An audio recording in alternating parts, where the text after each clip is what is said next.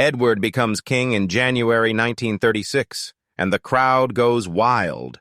Europe's most eligible bachelor is now head of state, head of the church, and headliner of every tabloid. Then, plot twist. He falls hard for Wallis Simpson, an American socialite who is twice divorced in a Britain where the monarch is expected to be the moral poster child.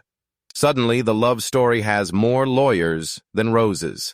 Enter the constitutional crisis. Prime Minister Stanley Baldwin tells the king that marrying Wallis as queen will split the country and the Commonwealth. Dominion leaders shake their heads in unison. Someone floats a compromise called a morganatic marriage where she would be wife, but not queen. Cabinet replies with a crisp no. In December 1936, Edward decides crown or love. Pick one. He signs the abdication papers.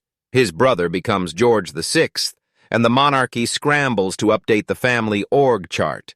Edward explains to the public that he cannot carry the heavy burden of kingship without the help of the woman he loves, then exits stage left, newly titled Duke of Windsor.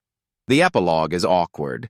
He marries Wallis in France in 1937, spends much of his life abroad, does a wartime stint as governor of the Bahamas, and never quite shakes controversy. Meanwhile, George VI steadies the ship through World War II, and his daughter Elizabeth II eventually defines modern monarchy. The takeaway. One romance forced Britain to decide who actually runs the country. Spoiler alert, it is the elected government. The crown is powerful but not in charge, and sometimes a royal wedding is a constitutional crisis in disguise.